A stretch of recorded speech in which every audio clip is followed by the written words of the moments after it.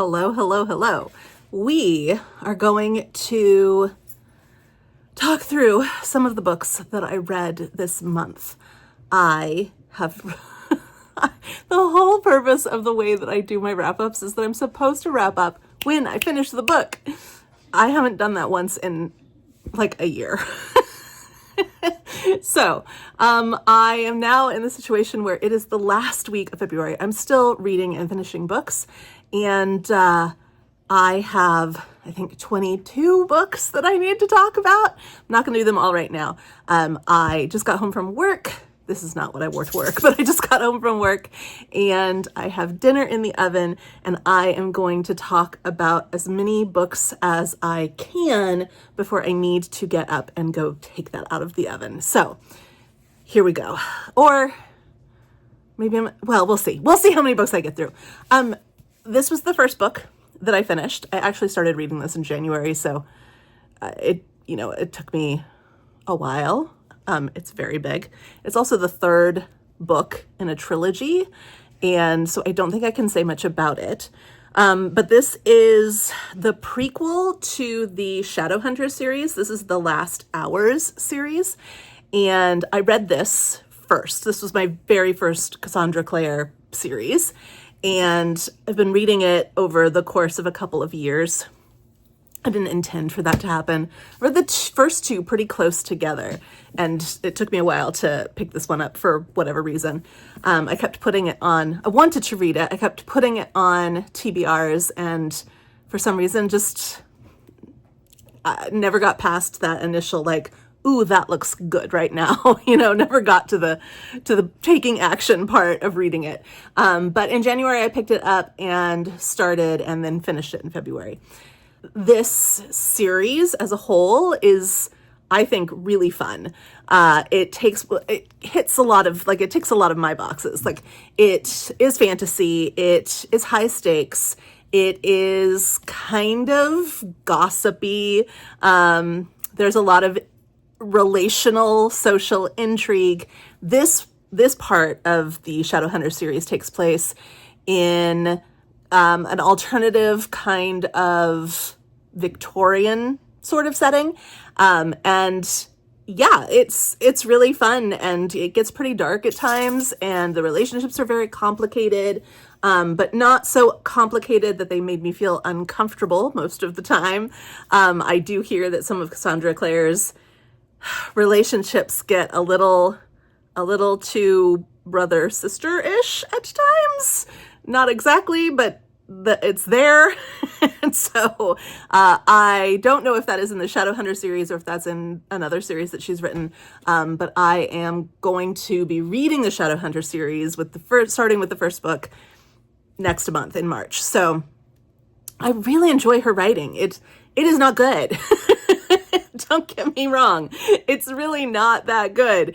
But it is incredibly consumable. And so it is just a really fun thing to have on my TBR. It feels kind of like an escape, like a refreshing jaunt, that also has that kind of like fantastical darkness that I enjoy, that doesn't go too dark, but gets dark.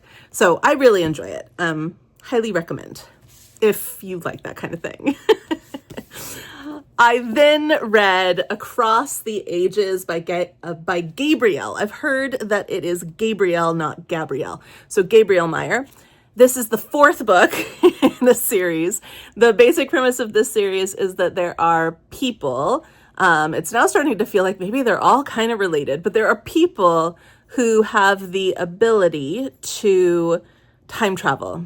They are born with this ability. They don't have any control over it, really. It just happens until they're 21. Where it works unlike any kind of time travel I've read about before. These individuals, they go to sleep. So they live 2 or sometimes 3, depending on the book you're reading, lives, and they go to sleep in one time and one body as one personality, and they wake up in another time in another body and another personality. They have full lives in both worlds, but they just keep going back and forth hinged by a night of sleep until they're 21, at which time they must decide which world they're going to wake up in for the last time. So they'll effectively die in the life they don't choose, in the time they don't choose, and they'll live on and not continue to time travel in the life that they do choose. And are you okay? There are lots of extenuating circumstances that go into how and why they end up choosing the lives that they choose. For example, in one of the 4 books, there's a storyline where a woman, her hand is kind of played for her, although her heart wants to stay in one time period. She ends up having to stay in the other because she's pregnant, and she chooses not to kill that child, the unborn child. She can't bring herself to do that, and then it plays that storyline out for you. So also high stakes, also fantastical, also can get dark, but very uplifting in the end, always very uplifting. And you really get super concerned and involved in these characters' lives. It's dual timeline, of course, but it's dual timeline, single person, different lives. It's so unique, and I love it. Highly recommend. Highly recommend. If you like dual timelines, if you like historical fiction, if you like strong characterization, if you like pretty quality writing, yeah. Occasionally she gets a little bit less so the deeper into the series you get, but the first book, I felt like she was constantly re-explaining through the characters' dialogue, inner dialogue, how the time travel worked, and it got a little old. That was my only criticism of that book, though. I love this series. Love it. The next one that I finished was Most Eligible by Isabel Engel. It says, She's Not There for Love. This was okay. This is about a woman who is, she's a reporter, and she decides that she's going to go undercover to get a story about the producers and the executives of a very popular online dating show similar to The Bachelor. So she goes on this show, and she is pretending that she is genuinely one of the women who's interested in being chosen by this man, only to find out that one of the people who's working on the show is an ex of hers, not the Bachelor, but she is kind of, the relationship is unfinished. There's unfinished business between the two of them. And so that is inevitably being handled while she's supposed to be on camera falling for this bachelor who is kind of choosing her. And it gets very complicated, and it was just okay for me. The writing wasn't very great. It wasn't bad either, but it's not memorable. The story is not memorable. I'm okay that I got it from Book of the Month. It's definitely going in a little free library. It's nothing that I will ever think, ooh, I really feel like reading that book again. It's the kind of book that if I hadn't got from Book of the Month, I would probably have just listened to on audio. So it sounded promising. But in the end, it wasn't my thing. It just wasn't my thing. But that's okay, because the next one I followed up with is definitely my thing. This is technically the first book in Susan Branch's trilogy of memoirs. This is The Fairy Tale Girl by Susan Branch. And I had not intended on, it's very heavy. I had not intended on reading this one at all, because I know that it's about, so I read them all out of order, right? I read the last one first, the second one second, and the first one last. And I'm okay with that. It's fine. They read fine that way. But I knew going into this one that it's about a marriage that doesn't last. And I thought, I know her happy ending, right? Why do I need to read her sad beginning? Because it's Susan Branch. That's the answer to that question. Her books are just so life-affirming. They're so joyful, even in their sadness. She's a memoirist who writes from her place of growth, right? She's sharing truthfully, genuinely, honestly, vulnerably how she felt in moments, not just in this one, across all three of them. She's sharing like genuine real-time emotion through a lens of the growth that comes from it. You know, when she's making these, this one is set in the 1970s and 80s, and she's writing it in 2015, right? So she's older, she's wiser, she's grown, she knows everything's gonna work out okay. And she's telling you the story in such a unique and wonderful way. I don't know if you've seen any of the insides, but she handwrites all of her texts, and she draws. She's an artist, so she does all kinds of little illustrations. Those were very simple, but some of them are very not simple. And she also includes photographs. And this one is fun because it's kind of telling her family history, definitely her history from early childhood forward. And it is also telling the story of how she fell in love. And it is a love story, and you can still get all swoony over it because it is real in that moment. It is the story of how that ends, which we know it ends because most of us have read the second book. So I think that I am going to have to make reading Susan Branch's trilogy of memoirs of wisdom, really, of just life wisdom. I think I'm going to have to make reading through that trilogy something I do every year or every other year. Like, I just really feel so stable and grounded and happy when I'm reading her books. And not that I don't feel that way as a general rule, I do, but it's just intensified when I'm in the midst of a Susan Branch. And the way that it's handwritten just makes you want to just pour over it. There's no feeling of rush when I'm reading these books. I never feel like, oh, I have to finish the chapter.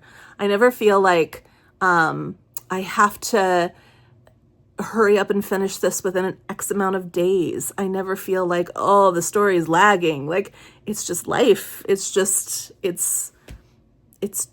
slow and gentle and honest and vulnerable and wise and beautiful. It's beautiful. So if you aren't reading Susan Branch, what are you doing with your life? I read this one. I mostly listened to it on audio, but I did have the book and I did read along. This is not my rodeo. I was going to say my cup of tea, but I thought, no, make it Western. This is not my kind of book. I tried to read this several years ago, and it was while my previous dog, not Lola. Lola's A-okay, but my previous dog, Joey Dog, was old and not doing well. And he passed away in the midst of my reading this, and I just put it down and I didn't want to pick it back up.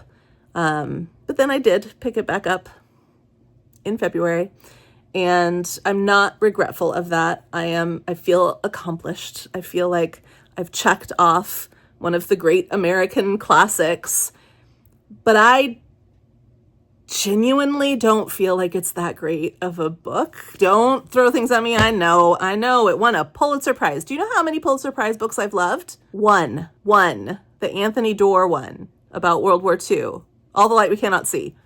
He won the Pulitzer, right? That's the one book. Maybe he didn't even win the Pulitzer. Maybe he won something else, but I think he won the Pulitzer. That's the one Pulitzer Prize winning book I have loved. So I don't think that just because something, a Pulitzer is more about literary works that reflect a truth about their subject matter. And I will say this is a literary book that reflects some truth about its subject matter. And I also think, it probably was a really big undertaking, and Larry McMurtry is a fine writer. And I didn't care about anybody but Gus at all. In fact, I kind of actively disliked everybody but Gus. And I kind of disliked Gus sometimes. And it's this long. And that's a lot of time. That's a lot of in my ear time spent with people who I disliked and didn't really care about. And I will say I'm in the minority. It has its moments. It has some beautiful metaphors. It's not my thing. And it's not that it's a Western. There are some Westerns that I absolutely adore. In fact, there are quite a few Westerns that I absolutely adore. Lonesome Dove just isn't one of them. Lonesome Dove just isn't one. So, and that's okay.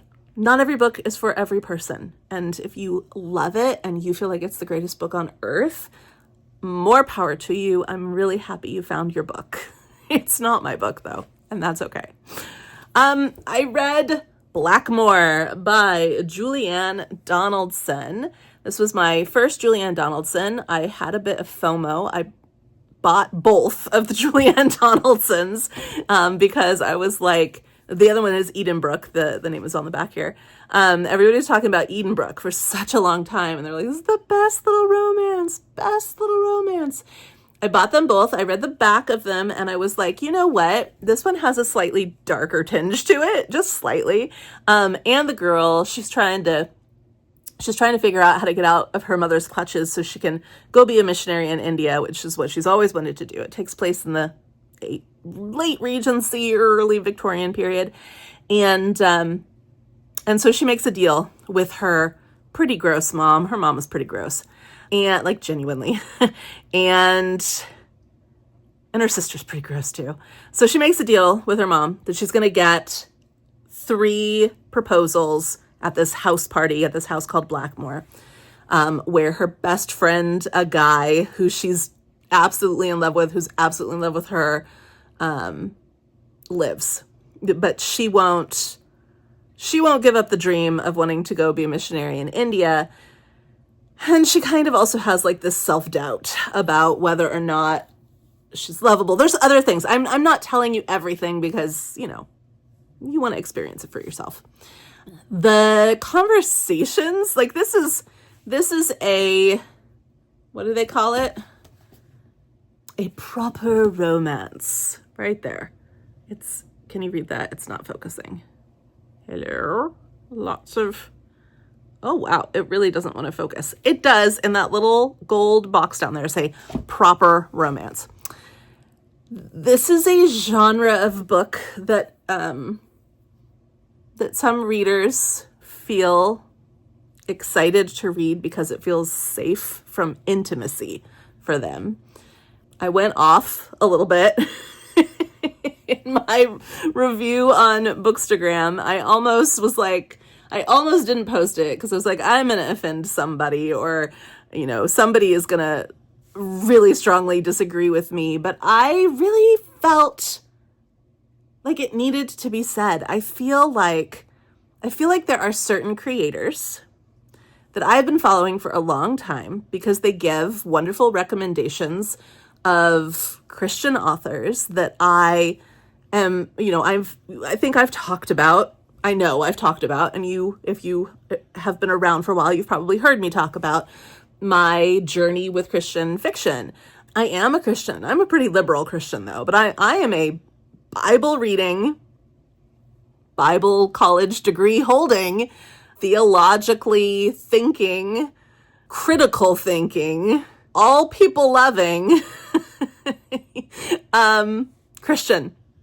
And I gave up Christian fiction a long time ago. It was almost exclusively what I read as a teen. And I gave it up a long time ago because there's just a lot in there that I don't think is biblical. And there's a lot of shame in it, like shaming of humans, of human beings who are created to be human beings. And there is a lot of focus on works and salvation. And there's a lot of human theology, human ideas, embedded from the medieval period for political purposes by not such great people, embedded into the theology presented in a lot of Christian literature and church and Bible studies, printed Bible studies, some translations. There's a lot of stuff that you get that gets thrown at you in every religion, right? I just know my own experience with Christianity. And I am saying that I had kind of given up on Christian writers on Christian fiction, because it was terrible writing. It was in your face preaching, breaking the third wall and preaching at you. And shame. So much shame. And I just don't think that's how God works, based on my reading of the scripture. I don't think that's how God works. If you want to talk more about that at some point, happy to do that, not on the everybody's listening platform, because not everybody wants to hear about this.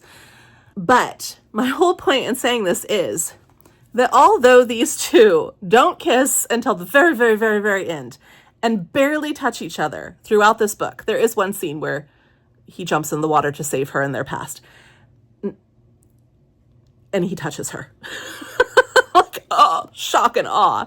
Almost wasn't proper there. The conversations between these two are so beautifully, appropriately, deeply vulnerable and intimate. And I don't mean that they're talking about parts of their body or whatever, although they do. Maybe not the ones you're thinking of, but they do. I mean that they express desire for each other in an extremely intimate way. More intimate than many of the sex scenes. Yes, I said that word. You're all adults. You are all adults.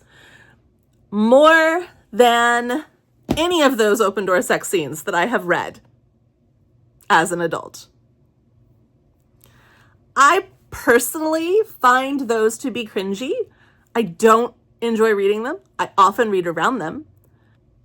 And I'm hearing a lot, there's a huge rise in it. There's a huge rise in it of people on these platforms shaming people for reading books that have intimacy, which is a healthy human thing, and creative language. Many, many, many, many, many decades of research.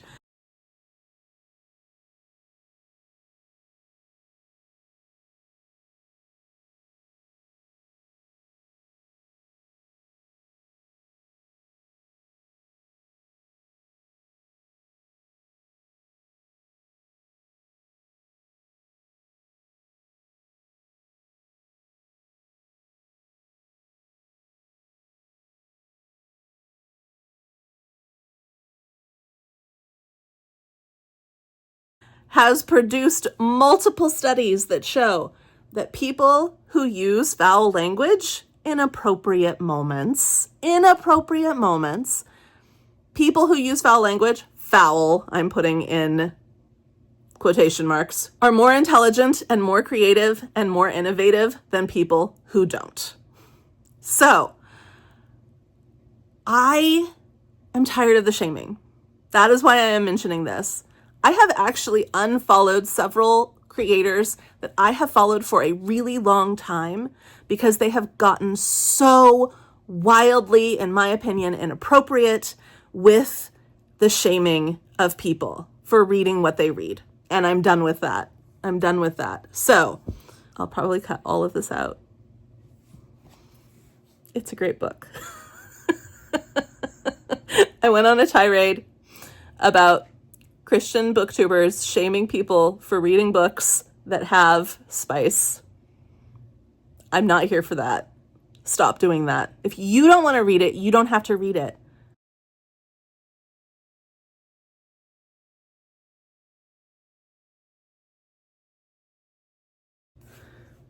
Best offer wins. Marissa Cashino is the next thing that I read. And this is going on my favorite books of the year pile. I don't think it will be my favorite book. Maybe it will be. But oh my goodness, I loved this book. This was so disturbing. It is unhinged. It is about a young couple in DC who got married, bought a house, a brownstone, I think a brownstone, which was kind of dilapidated, fixed it up, sold it during the boom, during the lockdown, when people wanted to get out of their small apartments into larger homes where they could bubble with their own backyard. And they moved into one of those tiny apartments thinking, well, we have all this money now from the sale of this house, so we will be able to purchase our dream home. And so they start putting offers, and it's been a couple of years. 2 things they're trying to achieve: having a child and buying a house. And they just can't get either of them to work for them. And so the wife goes to desperate measures and starts stalking a potential house seller. And things get totally out of control in such delicious ways. Very fun book. Very, very fun book. And it is written so well. Although it is a thriller, and usually thrillers are not books that I want to reread because the thrill is gone when you know the solution, you know the twists and turns. This one is so well read and so witty, I think, and unhinged. I think that I would absolutely reread this book in a couple of years. Absolutely. The next one I read was Simone St. James's new one, A Box Full of Darkness. This is taking Simone St. James back to her ghost roots. I loved it. There is a moment where in the very beginning, where it's being set up, the story is being set up, and it kind of feels like it's going to be an alien abduction story. And I was like, oh no, I am not here for this. I love horror. I hate aliens. I don't like aliens. That is the one thing that I rarely watch, and I never read. Never. Not never. There is one series by Tade Thompson, which is about aliens, and I have read that one. Other than that one isolated series, I don't do aliens. And I was like, no, Simone St. James, after your stupid highway ghost one, which was so bad, I was hoping so much. She redeems it. Oh my goodness. It's a red herring. Don't worry about it. It comes back around. I haven't ruined anything. Don't worry about it. But it is ultimately a ghost story. And it's such a fun one. I mean, it's bad. It's real bad. But fun in a it's real bad way. The writing is engrossing and fast-paced. And the story unfolds. There are plenty of moments where you go, oh! And there are some really creepy descriptions in this book. Really, really creepy, like ideas that can get in your head. If you are not a big horror reader, I don't suggest reading it. If you are a big horror reader, it's going to feel light to you. It'll feel light and fluffy, but very fun. Very, very fun to read. I am going to stop now. I'm going to stop, and we'll do another set of books tomorrow. I'll see you then. Here's some B-roll.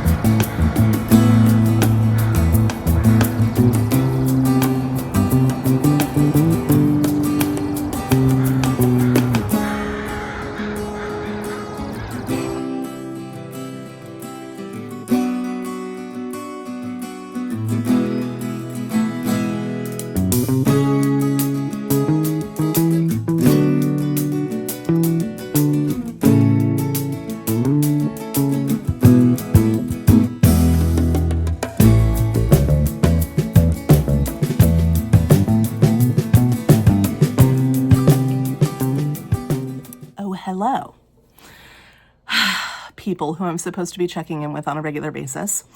It's the last day of the month. I'm going to do my last wrap up. I already wrapped up on Instagram. I'm going to quickly do this and then send this out into the world so you can see all the books that I read and decide if any of them look interesting to you or not. I've done half, a little less than half of what I read, and I have about half more to talk to you about. So the next one that I finished reading at some point earlier in the month was the newest Laura France, The Belle of Chatham, probably Chatham. And this was, okay, I usually love Laura France. This is not going to color my love of Laura France, but the setting didn't feel like it was super interesting to me. It's revolutionary United States, and that makes sense. We're turning 250 this year, if we make it.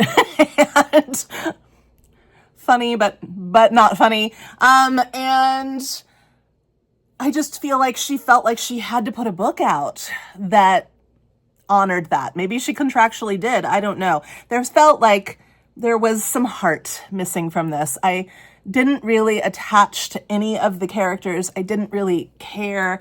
The life or death instances didn't really feel all that. Everything felt a little bit trivial. Everything felt a little bit surfacey. Everything felt like it lacked depth for me, which is not my usual experience with Laura France. And so this just felt like maybe her heart wasn't in it. I don't know. Maybe I'm wrong. Maybe this is the book that she wrote and she's like, finally, I captured my heart. But it just didn't hit me. So you've got all the normal Laura France stuff. You've got historical fiction. You've got some faith content, but not in your face faith content. They're like living it out content. And you've got some sisters, you've got some romance, you've got some obstacles keeping them apart, and you've got strong women who have to be the ones to kind of overcome those obstacles as the men in their lives, or the men they want in their lives, are growing and changing and becoming better people, and the women are becoming more independent and strong people. That is generally what you get in Laura France. And then they come together and fall in love, and all of that is in here, but for whatever reason, this just wasn't it for me. I followed that up with a different war. I followed that up with a reread of All Quiet on the Western Front.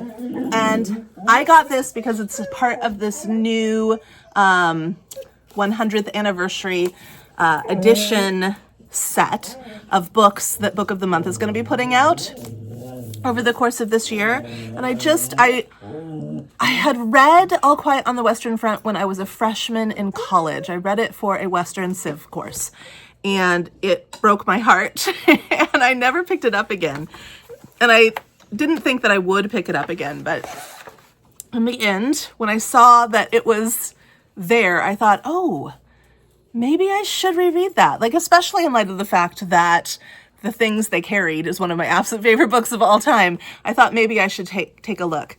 And I'm really glad that I did for a lot of reasons. I'm glad I did for the content, for the reread, for the revisit, but also just look at this. It's got a cloth cover, and it's just a beautiful green. I love the block printing on here. They won't all have that block printing, I don't think. I think that they've designed each book, or will design each book, to specifically reflect not only the content of the book, but the aesthetic of the time and the place in which it is written. And thus you see that in the block printing and the design of the soldier, the coloring, and all of that. So I think each of these in this series of books they're putting out this year are going to be an absolute work of art. Of course, I am not intending on getting all of the books in the series unless all of the books in the series appeal to me. So that's not the goal, but I saw this one and I thought, you know what? I really, A, want to see what they're doing with this whole series, and B, I feel suddenly a need to revisit this book, and I did. It is short and it is impactful. It is very hard to read because you are basically watching these young men try to retain a sense of childhood wall, everything is being stripped from them in ways that they could never have imagined or anticipated. And they are having to face, internalize, and process atrocities that they've never even been able to prepare their minds or hearts for the existence of, let alone live through themselves. And it's heartbreaking. It's absolutely heartbreaking. It's sparse language. It is at times funny. It's slice of life. That life just happens to be 18-year-old boys at war. And it is sobering. It is absolutely sobering. Yeah, I'm glad I reread it. I'm glad I revisited it. I'm glad I have this beautiful copy of it. You should read it too. The next thing I read, I have just a placeholder here because the next thing I read was Atmosphere. I read this for my In Real Life book club. I am not a huge Taylor Jenkins Reid fan, and this did not change that for me.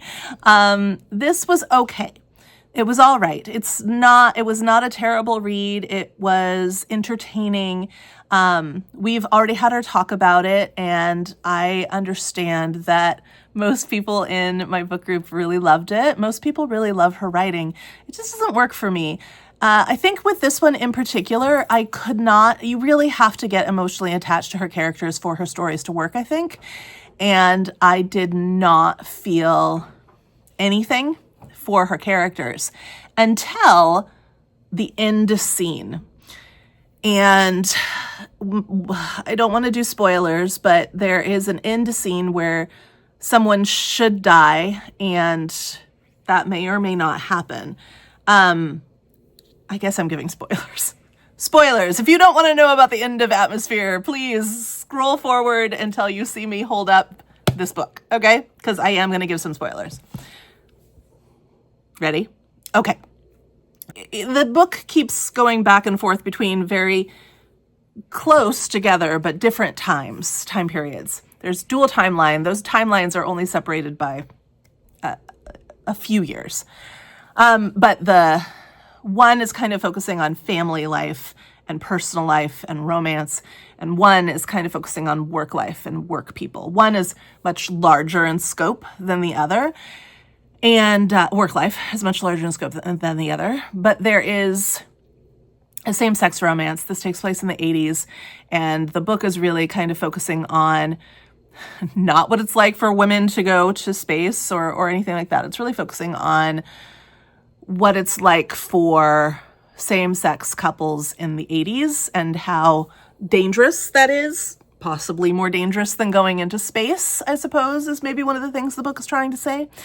And there is a very moving scene where there's one character who's in space who thinks that they're about to take some actions that will mean they will not survive re-entry, and there is somebody who they're talking to down in ground control who they feel very close to and who they love, who they are in love with.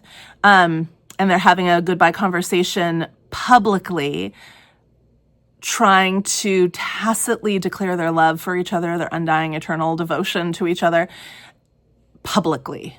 And while this is happening, you feel very certain as the reader that this character is going to die, and this character down on Earth has come to terms with that, and there is closure there. And then there's one sentence and a postscript that just completely undoes all of the emotional work that has just been done. And maybe from a happy ending standpoint, if you have to have a happy ending, maybe that is the greatest thing that could ever have happened. And I think that is the case for most people who've read this book. I don't need a happy ending. I need an honest ending. If I go into a book like The Belle of Chatham, I'm going to say it different every time. If I go into a Laura Franz book, I am going to anticipate that that is going to have a happy ending. That is what I signed up for.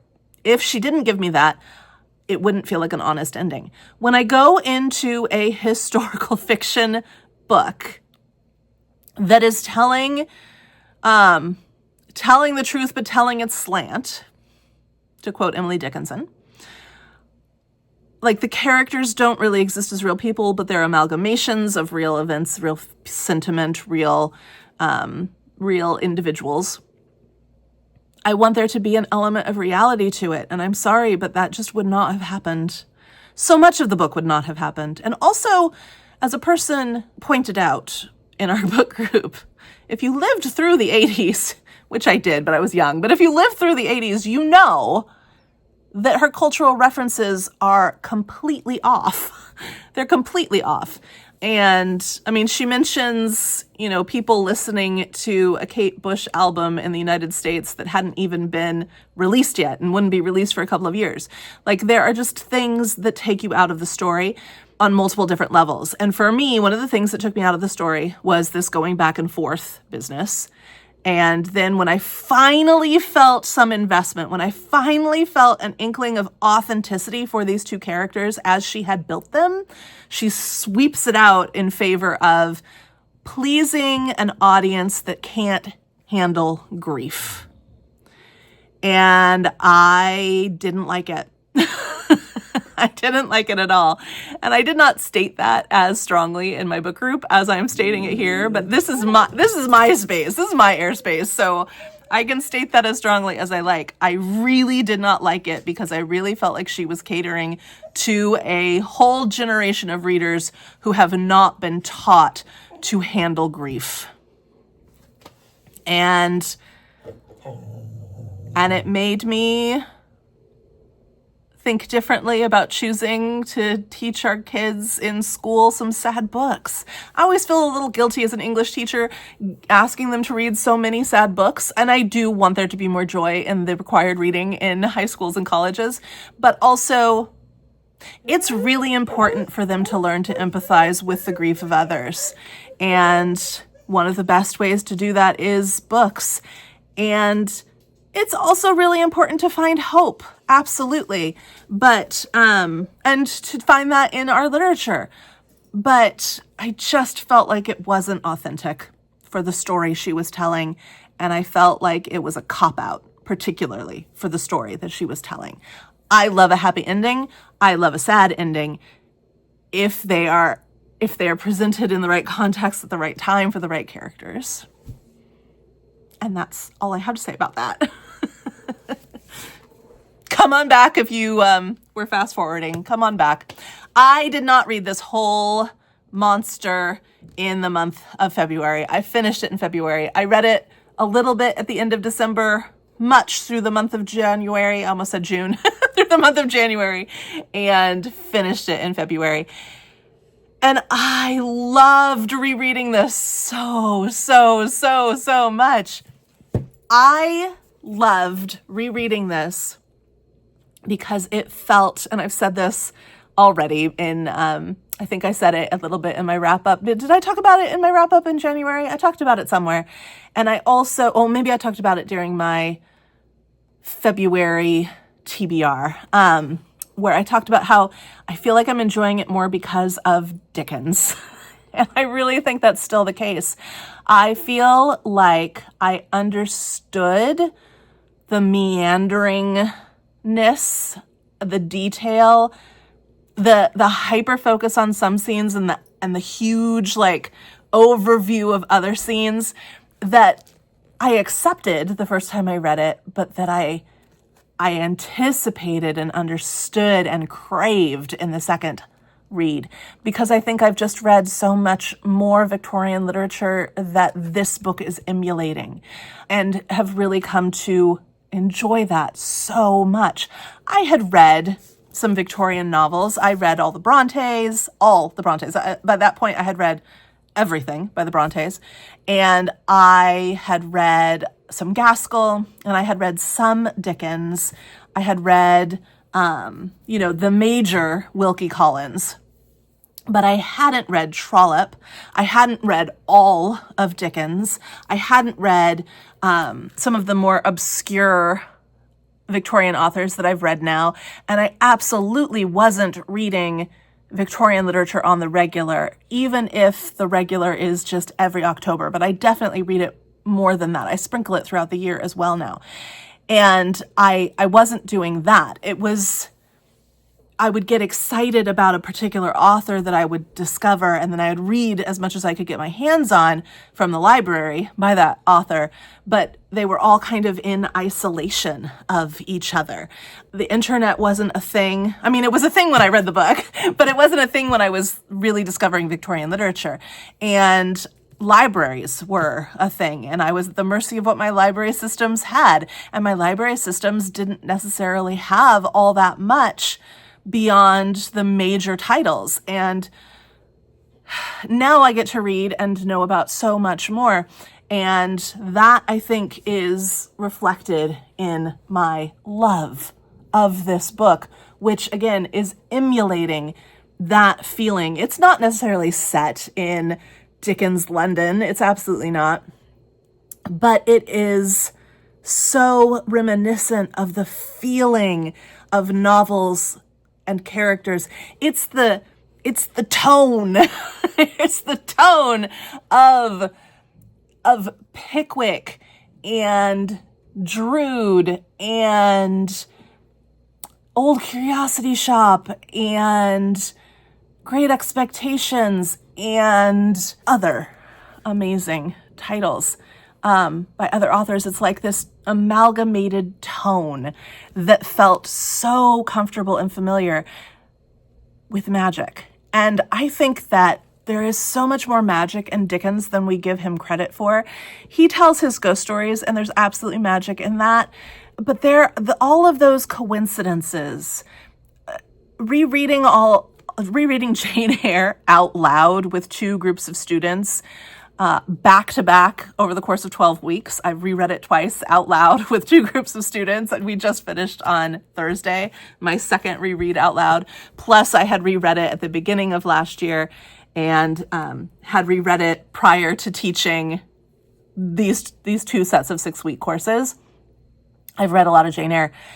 And yes, I was aware of the supernatural aspect, but the coincidences are not coincidences. The coincidences are divine intervention.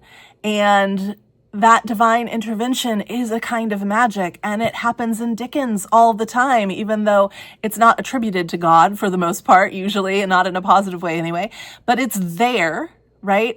And those coincidences are a type of magic. And they're not just convenient plot devices.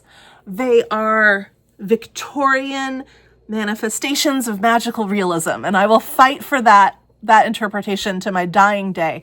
And so magic just feels so important here. Why has magic left England? Why has magic left the United Kingdom? What an important question. Has it? Where has it gone?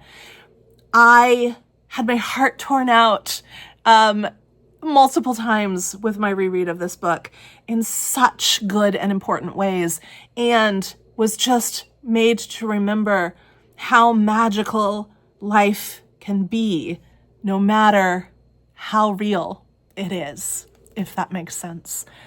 Loved it. It was like a philosophical experience for me. I absolutely loved it.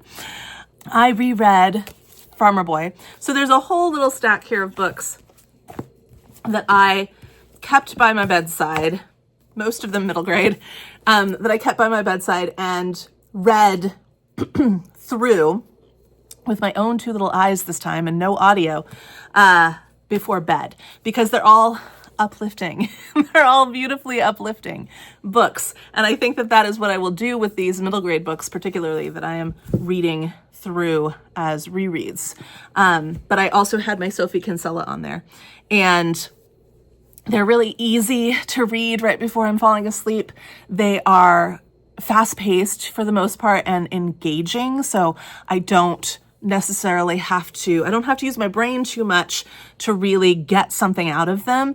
They're also comfortable and safe, for that dream state that's about to hit.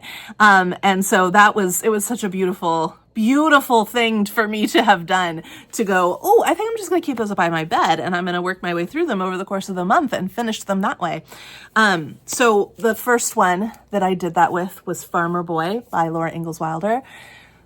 This was only my third read of Farmer Boy ever, even though I've read the other books in the series countless times. When I was a kid, I did not enjoy Farmer Boy. It was about a boy. It was boring. I wanted to get back to Laura. I wanted to get into the romance. Almanzo was a kid. What did that matter to me? When we hit 2020 and we all stayed home, I decided to listen to the whole thing, to the whole series, with these beautiful audiobooks that are available, and read by something Cherry. Her last name is Cherry, or maybe her first, Cherry Jones. Read by Cherry Jones, and she does just such a phenomenal job. So beautiful.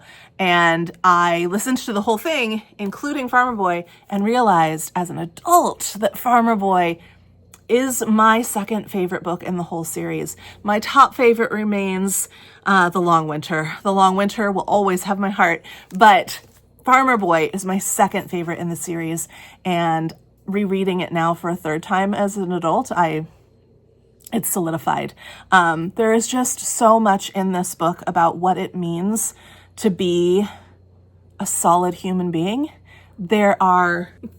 Lola's doing laundry. She just pulled a t-shirt out of the laundry and is carrying it around, you silly goober.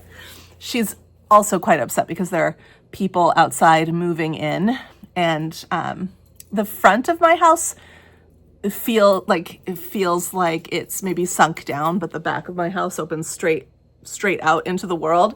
It's one of those like weird dual level feeling apartments. And so she's looking out and up and watching people move in, and she has just a very clear view of them with their boxes and everything, and it's stressing her out because she doesn't know who they are. She can watch people who live in the building come and go all day and not, just kind of be curious about it, but these are new people, and you just don't like it because you don't know what's going on, huh? You just don't like it. She's like, I'm suspicious, Jenna. I'm very suspicious. But they've been doing it for a long time, so she's chilled out and she's just watching because she has no control. Anyway, love this. If you haven't read this one, or if you haven't read it in a long time, I highly recommend give it another read. Then I reread Ramona the Pest, which is a book in the series that I remember more clearly than I realized I did as I was reading it. I was like, oh yeah, I remember that. Still feel the same about these two worlds. So in January, I said and realized this is Tales of a Fourth Grade Nothing Super Fudge world. This is Ramona world. I was like, I think that if I were a mother, if I were a parent, I would let my kids read this all by themselves and just process it on their own. And I would want to talk to them about this world, which is so funny, so incredibly funny. But also, there's a little bit more meanness to each other. There's a little that doesn't necessarily get addressed. And there is a little bit more, like in order to get that laugh, there's a little bit more causing other people pain, either emotionally or mentally, sometimes physically, but not to the point that it becomes a real problem, but words hurt, And so I would talk through this world with my kids. This is one of my favorites in that series. It's one of my favorites of my childhood. This is otherwise known as Sheila the Great. Sheila the Great is their neighbor, and she's really hard to deal with, but I love this book, and I love Ramona. I am looking forward to Ramona getting a little bit older, but right now it's really fun to read these through the eyes of an adult and to see the plight of the adults in her world, which as a child, it did not register at all for me. The adults in both of these series are not absent, which I think is something that really bothers me a lot about a lot of modern middle grade. In a lot of modern middle grade, the parents are just removed from the story. And I understand because, especially as I read this, because I know that as I read this as a kid, I didn't register the adults in the room. They might as well have been Charlie Brown adults. They might as well have been like, but they are there. And that's a kind of foundational aspect to the lives of these children that whether or not I as a child clocked it, my subconscious clocked it. And they have a safety net in these worlds that I think a lot of our current middle grade books do not provide. And I think that's an injustice to our current young readers. I reread The Lion, the Witch, and the Wardrobe for, I don't know how many times I've read this book, a billion times. And I reread it for the first time in a long time without audio, and it was so beautiful. The writing is so beautiful. And additionally, these editions that I'm collecting right now, both for the Laura Ingalls Wilder, hey Lola, both for the Laura Ingalls Wilder and for The Lion, the Witch, and the Wardrobe, or for the Narnia series, have these color illustrations in them. I'm so glad, and I'm just getting used copies. Like I need to take all the stickers off. I'm not spending much money on this at all, but the payoff of the, $4.95, $5.95 that I pay for each book, to finally have these series complete and really beautiful and really beautifully illustrated, the payoff is so huge. It feels so cozy to crawl into bed late at night, tired, and to open up a book and to go into a world that is so familiar and yet compelling you to read it again and to see these beautiful images. It was magical. February reading was magical. It really was. I read Mandy and the Cherokee Legend. This one is going to be my last Mandy. I'm not going to continue on in the series. Those themes that kind of I red flagged for myself at the end of the first book, they're still very much at the same level. They didn't heighten up or lower down or anything. They're just there. They're still very much present and integral to the story. So talking about kind of quiet systemic racism, it's just kind of ingrained into the conversations and the assumptions and the characterizations of people, also the people of color. And there are many. The whole premise is about Native Americans, right? They are flat characters. They don't have a lot of depth to the character. To their story, yes. The plot they are given is very interesting. The mysteries in these books, I know why I consumed them like candy as a child. The mysteries are amazing and the pacing is so fast because the writing has a lot of holes and is pretty poorly conceived. It's sugar cereal. It tastes really good. It might even make you feel full for a little bit, but also it might give you a little bit of a headache if you think about it too long. And I feel like that's the way it is for these books. I am not telling you not to read them. If I had a child, I wouldn't mind if they read them as long as we really got to talk about how Christianity does not teach a works-based salvation. And if you want to talk about that, we can. I don't talk about that kind of thing on my channel. But if you would like to talk about that or have a theological discussion, I'd be open for that off air.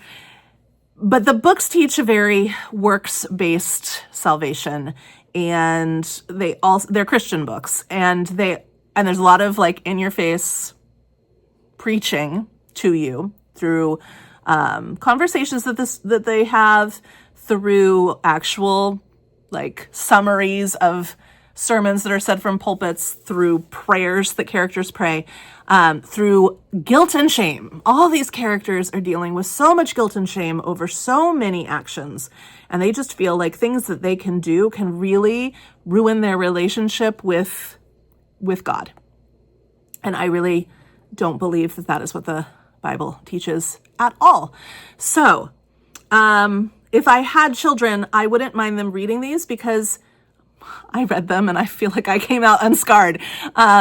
But I would really want to talk to them to make sure that they came out unscarred, that they felt a deeper respect and honor for all people as equal people in the universe, that everyone deserves in a book as much character development as everyone else, that people of color in the 1800s did not feel real grateful to most of the white people in their lives for the things that they had.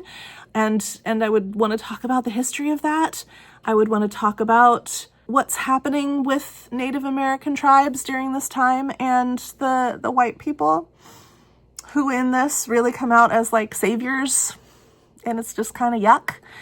And I would really want to particularly discuss the faith aspects that are presented in the book, because I just don't agree. I just don't agree. Yeah, I'm going to be done with these. Again, super, super fun mysteries, super easy to read, really poor writing, and some basic theological and social issues that I just feel like there's so many other things in the world that I could be reading, and I don't need to continue on in that series. So sorry if I've broken anybody's heart, but that is the way I feel. And then I read my next reread in my Sophie Kinsella 1 book a month year-long journey, in honor of her life. And once again, I finished this with a little bit of a bittersweet feeling, like just she's gone, and I love her writing so much. It just transports me into a comfortable, silly, relaxed state of mind. It's not great literature. It's absolutely not, but it is funny. It makes me laugh out loud, and it's heartwarming, and it's hopeful, and it's comfortable, and for me, it's familiar because I've done rereads of these so much. But this was the second book in the series, and in this one, Becky Bloomwood goes to New York, and it is silly and funny and just a nice little escape. It was perfect reading before sleep, really. The next thing that I finished reading blew my socks off. I loved this so much. I've never read a book by this author, although I'm familiar with other books by this author. That is Libby Page. I took a chance on a Book of the Month add-on, and it really paid off. This is the book, This Book Made Me Think of You by Libby Page. Not only is it just, it's the kind of book that most book lovers can't resist, but the content of the book is very good as well. This is a hot pistachio latte. I will say it is not hot anymore. It's a pistachio latte. So good. I don't get a lot of Starbucks anymore, but when I do, it's usually on a Saturday. And I'm trying to try different things beyond my usual caramel macchiato. And I've discovered some things that I love. But that pistachio, so good. So good. Anyway, this book Made Me Think of You by Libby Page. This book has been done before.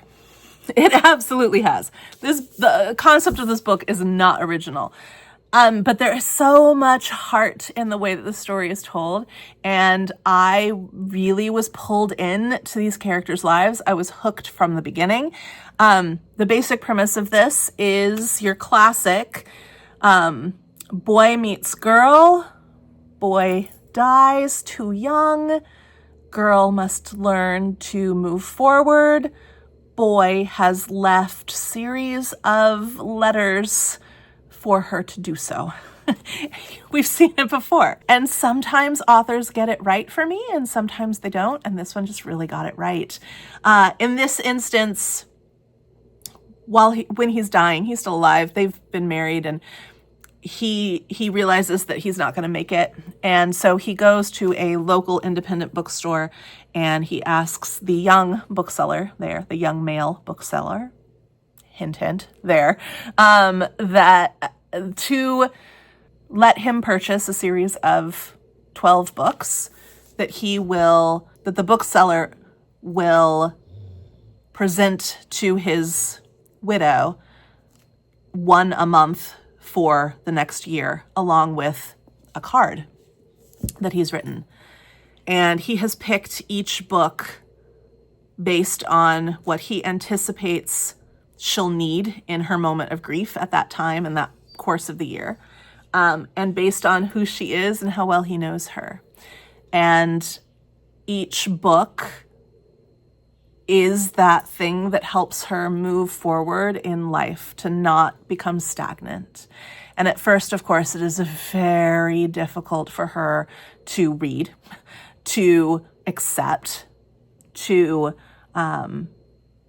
move through the world at all.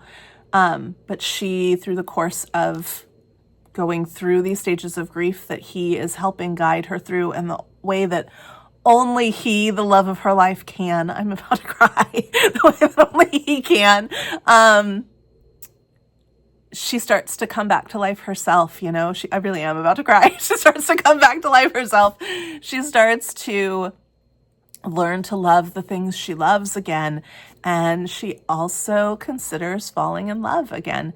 And it is really natural and honest and gentle and really good pacing. There is conflict, but it's not like inner conflict. It's not anger at him or guilt over feeling feelings for somebody else. It's not that. It's, she's got conflict with sadness, and she's got conflict with in-laws, and she has support, so many supportive people in her life. She's not alone. It didn't fall on any of the tropes that drive me crazy about grief books. It really felt very gentle and comforting. Even though it'll make you cry. It'll absolutely make you cry. Both in sadness and in joy, absolute joy. Loved this book. Loved every second with this book. Then I did my 2 rereads. We just had our talk. We literally just had our talk just 39 minutes ago. I've been recording for 39 minutes now. And Books Love Everybody read The Day the World Came to Town and Our Homesick Songs this month in February. And these were both rereads for me, and I absolutely loved them both. And people who read them also really enjoyed them, I think. And yeah, I don't know what else to say about them. Kind of talked out about them. Highly recommend this one. It is also about grief, but in a very different way. There's an element of magical realism. We talked about like the gentleness of the magical realism in this, and in this one, we talked about just the excellent reporting and the very like high level readability of this one. This is the nonfiction about when all of the planes needed to land in Gander because the airspace of the United States was closed due to 9/11. So this is so good. So good. Highly recommend them both. And then I quietly finished Anne of Green Gables. This is maybe, I don't know, my 20th reread. I really don't know. I've reread this series so many times. And the cards picked this one for me randomly off the shelf. I didn't think I was in the mood for it. I actually didn't think I would get to it. But when I finished those bedside table rereads, I was like, you know what? I'll just see how far I get in Anne of Green Gables. And I ended up rereading the whole thing. I forget what an element of witchiness there is to Anne in this first book. There is such a gentle sense of the otherworldly about her that Ellen Montgomery tries to give. And I think that no matter how many times I read this series, I feel like I still, in my mind, when I walk away, superimpose Megan Follows onto who she is, and like the Kevin Sullivan film interpretation of her, which is accurate. It's absolutely accurate, but also lacking in that otherworldliness. Like there's an awkwardness to her in that. But in this, there's less of an awkwardness. There's more of a real like sense of assured sense of self without any grounding. So she's like a untethered hot air balloon. I don't know. She's beauty in motion. She's otherworldly. She's inexplicable. And so vulnerable all at the same time. And I think that there are really solid reasons why Anne of Green Gables becomes a favorite for everybody. There's something captured in that book that cannot be recreated. People can try, Heidi or, whatever. People try to tell you similar books, but there are no similar books to the first in that series. Anne of Green Gables is a completely unique feat of storytelling and character creation. And finally, my 12 and 12. I read The Last Report on the Miracles at Little No Horse by Louise Erdrich. And this is also a book about grief. I read a lot of books about grief.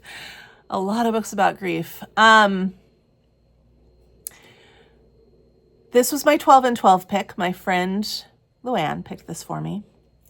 And she did a good job because this was an amazing book. This is the story of Agnes. And Agnes is a novice. She wants to be a novitiate, I think they say.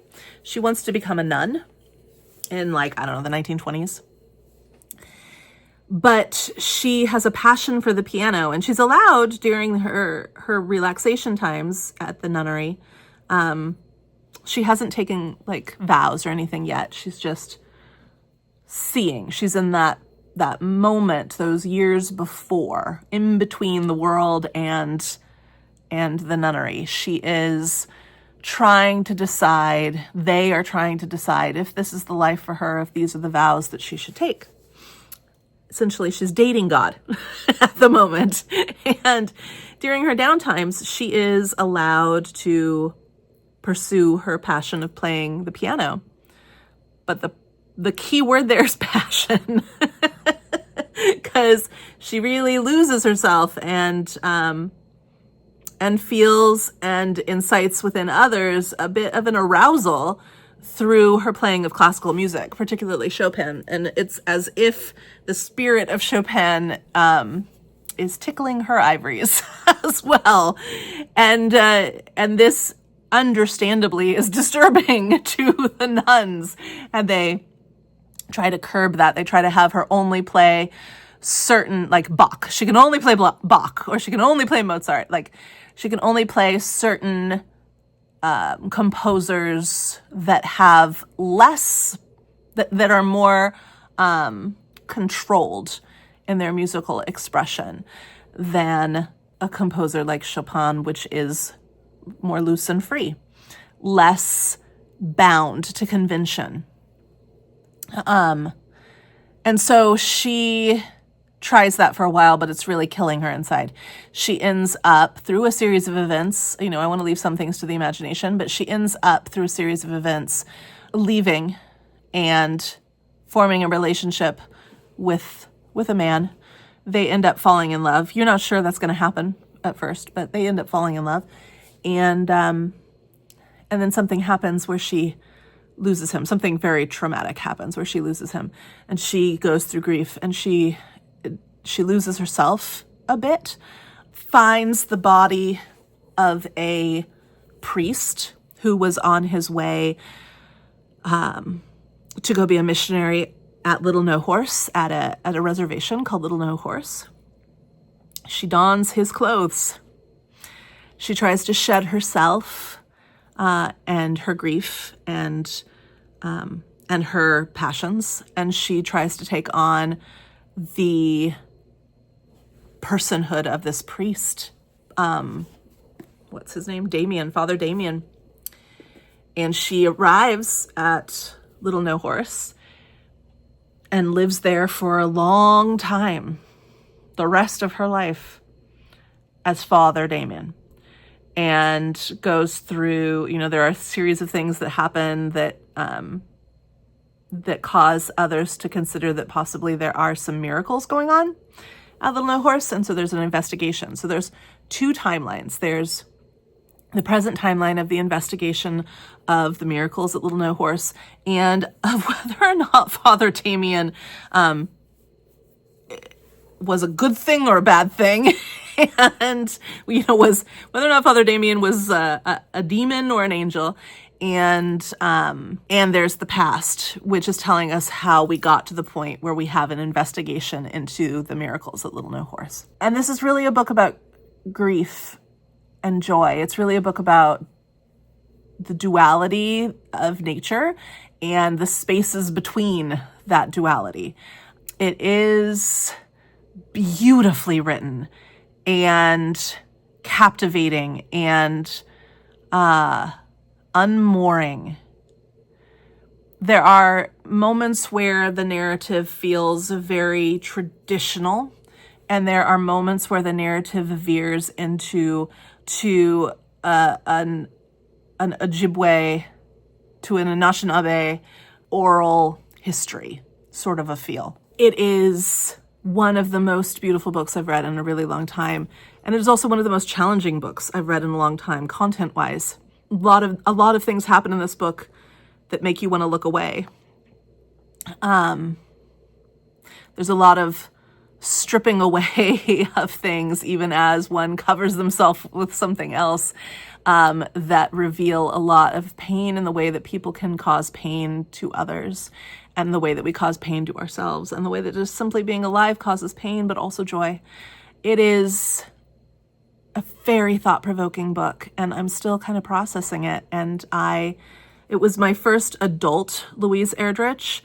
I had planned on reading one for Books Love Everyone, and we're still doing that later in the year. But I'm really looking forward to that, because I would like to read more by Louise Erdrich that has been written for adults. I've read her Birch Bark series, which is for middle school children, and loved that, but this really blew me away. Yeah, it really blew me away. Yeah. That's it. That's it. That's the end of February. I read so many good books this month. A lot of them were not on my original TBR. A lot of the books that I put on my TBR I did not get to. They're still going to sit on my TBR. We'll see what I get through in March. I may filter some of them back onto these shelves here, but I think probably mostly they'll sit in holding over on my TBR shelf, and I'll just keep pulling from January, February. Almost all the January books are read by this point, but January, February, March, it's all just one big TBR now, and we'll see how far we get. But I do keep getting these amazing books that keep coming in from my library, from my Libby Holds, from Book of the Month, from pre-orders, that they just are not saying them on my TBR, and they show up and I'm like, ooh, I want to read that now. And that's okay. That's okay. The only rules here for reading are the rules we make ourselves, and if we make them ourselves, we can break them ourselves. So I'm wrapping up a very full month too. There was, February, the shortest month of the year, but there was, for me, a change in my teaching load for a couple of months. I'm going to be taking on, in addition to what I'm already doing, I'm going to be taking on a 7th grade section for a couple of months, just a couple of months. And so that was a big change. And there was the Super Bowl. There was, I went to go see a play, which was super impactful. It was, what is it called? Here There Are Blueberries, or There Are Blueberries Here, which was about a true story about a scrapbook that was found in an apartment in Berlin. And the scrapbook belonged to an SS officer, and it was daily life of the SS officers at Auschwitz. So like the prisoners are not seen at all. It looks like a resort town for military people. And within those photographs, there were some really big names. I won't name them here, but there were some really big names of people who you would recognize, who previously there had been no pictures of at the camp. And having these pictures and placing them there at the camp in the years that the scrapbook covers, which are right before liberation of the camps, would have been super damning for those people if they weren't already dead. It would have been the thing needed to really push home punishments for some of them. Or accountability for some of them. But this person who found this didn't know what to do with it, so they sent it to New York, to the Holocaust Memorial in New York, and this play is the story of how those historians tried to figure out what to do with this, how to deal with this very difficult historical document of the demonstrated joy of a group of people who thought that they were doing amazing things for the world, that we understand were mass killing whole groups of innocent people, right steps away from where this photograph of this man playing with his dog is taken. It's a very difficult ethical dilemma to know what the responsibility is as a historian that you have for this document, because a document like that had never been found before, had not existed yet.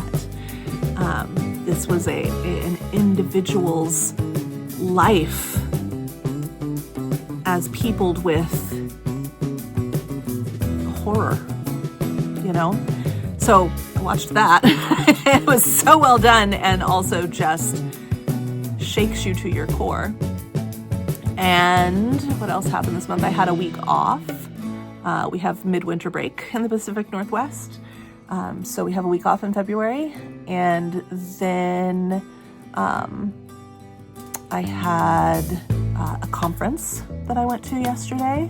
I think just so many things happened. I feel like I'm missing something. I feel like something else happened in the month of February that I'm forgetting, because so many things happened in the month of February. Yeah, just a lot of good stuff, a lot going on. Oh, Wuthering Heights. How could I forget Wuthering Heights? Wuthering Heights, I went and saw Wuthering Heights. Yeah, that was terrible. I didn't hate it, but it was terrible. It is terrible. I don't hate it though. It is what it is. It's fan fiction, it's fan fiction. I've got Alchemized on my shelf right back there waiting for me to try to get back into that. Fan fiction's fine. That's fine, as long as we know it's fan fiction. Yeah, so many things happened in the month of February. I'm just jabbering and making this really long and hard for my editing self. I think that's the end. I think that's it. And I will see you again in the month of March. And until we meet again, until I see you again, let's go read.